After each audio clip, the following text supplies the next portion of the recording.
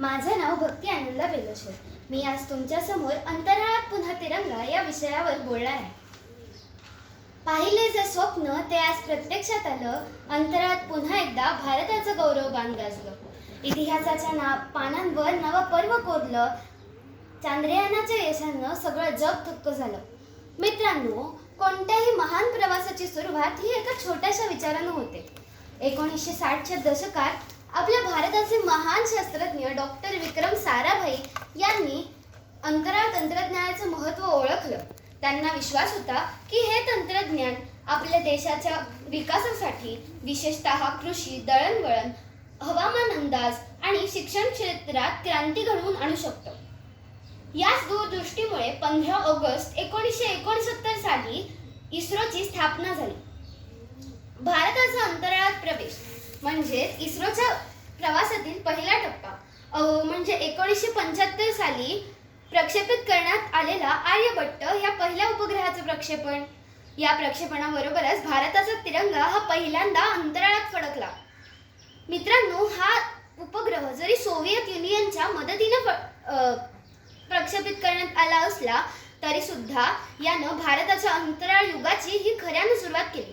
त्यानंतर आपण SLV आणि ASLV यांसारखी लहान प्रक्षेपण वाहनं विकसित केली, ज्यामुळं आपलं प्रक्षेपण स्वतःच प्रक्षेपित करण्याची क्षमता आपल्याला मिळाली. त्यानंतर PSLV आणि GSLV यांसारखी शक्तिशाली वाहनं तयार करण्यात आली.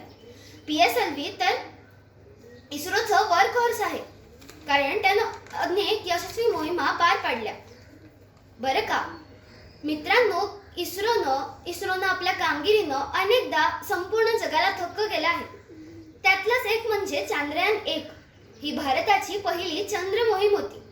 या मोहिमेनं चंद्रावर पाण्याचे रेणू असल्याचा एक महत्त्वाचा पुरावा शोधून काढला आणि जागतिक वैज्ञानिक समुदायात खळबळ माजली. अत्यंत कमी खर्चात आणि कमी वेळेत ही मोहीम पूर्ण करून इस्रोनं आपली कार्यक्षमता संपूर्ण जगाला दाखवून दिली.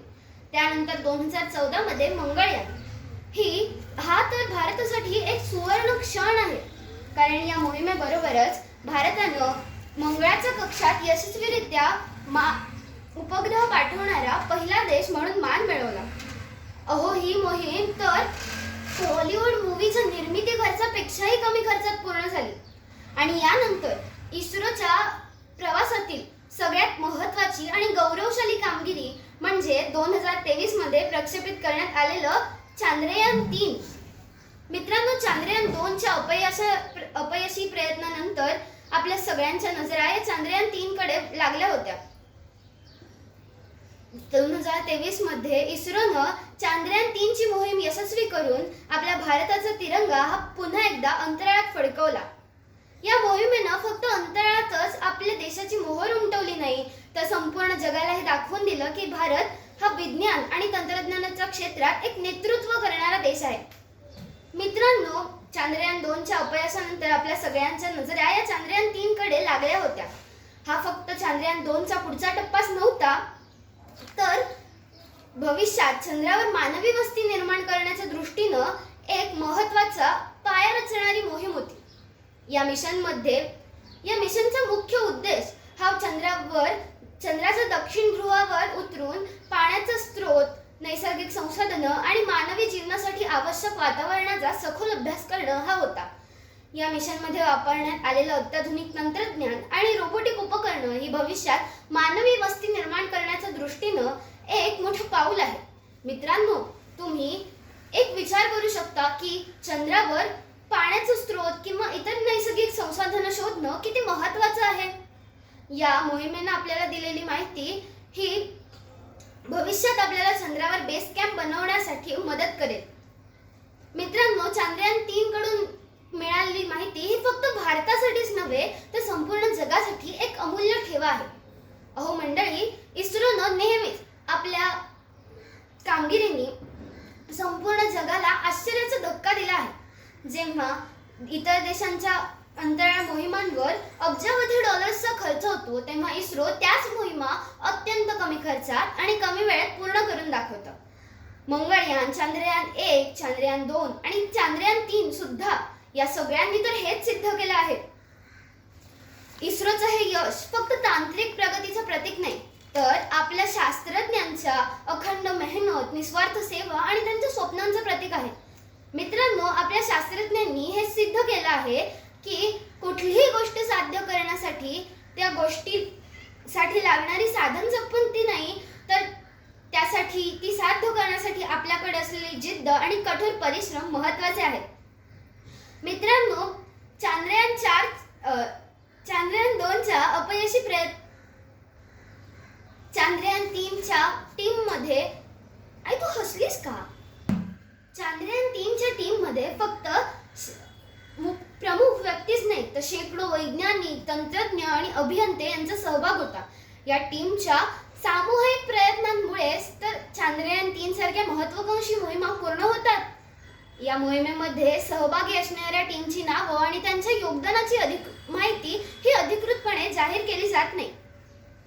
1984 साली राकेश शर्मा यांनी भारताचा तिरंगा पहिल्यांदा अवकाशात साडेसहाच्या म्हणत पहिल्यांदा अवकाशात नेला आणि आता 2025 मध्ये जवळजवळ तब्बल 41 वर्षांनी शुभांशु शुक्ला यांनी तोच तिरंगा पुन्हा अवकाशात फडकवला आहे. त्यांनी एक्सिओम 4 या मिशनद्वारे भारतातील संशोधन संस्था आणि इस्रोच्या मदतीने तिथे अनेक प्रयोग पूर्ण केले आहेत. आता इस्रो इथंच थांबणार नाहीये, तर यापुढे भविष्यात गगनयान ज्या मोहिमेमध्ये आपल्या देशातील अंतराळवीरांना अंतराळात पाठवले जाणार आहे, ज्यामुळे भारत हा मानवी अंतराळ मोहिमांमध्ये सामील होईल. त्यानंतर आदित्य L1 ज्या मोहिमेमध्ये ही भारताची पहिली सौर मोहीम असणार आहे, जी सूर्याचा अभ्यास करेल. शुक्रयान जी शुक्राच्या पृष्ठभागाचा अभ्यास करणारी आगामी मोहीम आहे. मित्रांनो, इस्रोनं फक्त तंत्रज्ञानच विकसित केलं नाही, तर कोट्यावधी भारतीयांच्या मनात विज्ञान आणि संशोधनाविषयी आवड निर्माण केली. आज जसा शुभांशु शुक्ला यांनी आपल्या देशाचा तिरंगा अंतराळात फडकवला आहे, तसा तो पुन्हा पुन्हा फडकत राहावा हीच प्रार्थना. शेवटी एवढंच म्हणेन की चांद्रयान मंगळयान यशस्वी गाथा, अंतराळवीरांनी उंचावला भारतीयांचा माथा. इस्रोच्या कामगिरीनं अंतराळात पुन्हा पुन्हा फडकत राहो तिरंगा.